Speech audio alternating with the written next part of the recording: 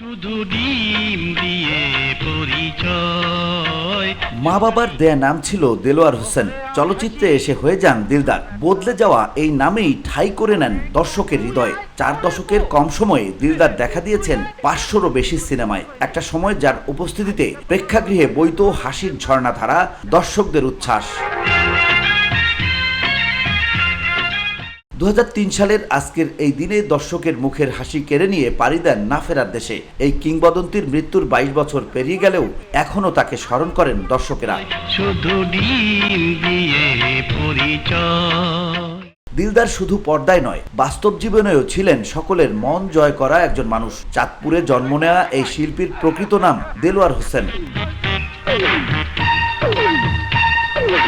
মাত্র 20 বছর বয়সে ক্যামেরার সামনে দাঁড়ানো এই মানুষটি প্রথম বড় পর্দায় সুযোগ পান 1972 সালে। কেন এমন হয় সিনেমার মাধ্যমে? এরপর তিনি হয়ে ওঠেন ঢালিউডের অবিচ্ছেদ্য অংশ, যার অনুপস্থিতি বারবার বুঝিয়ে দিয়েছে তার শূন্যতা কতখানি।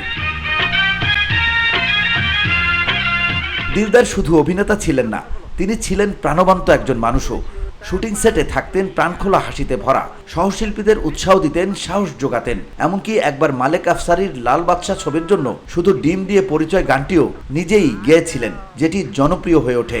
শুধু ডিম দিয়ে পরিচয়। দিলদারের প্রতি দর্শকের ভালোবাসা তো ছিলই, পাশাপাশি তুমি শুধু আমার ছবির জন্য জাতীয় চলচ্চিত্র পুরস্কার অর্জন করেন। এই পুরস্কার শুধু তার প্রতিভার আনুষ্ঠানিক স্বীকৃতি হলেও আসল সম্মান তিনি পেয়েছেন জনমানুষের হৃদয় থেকেই।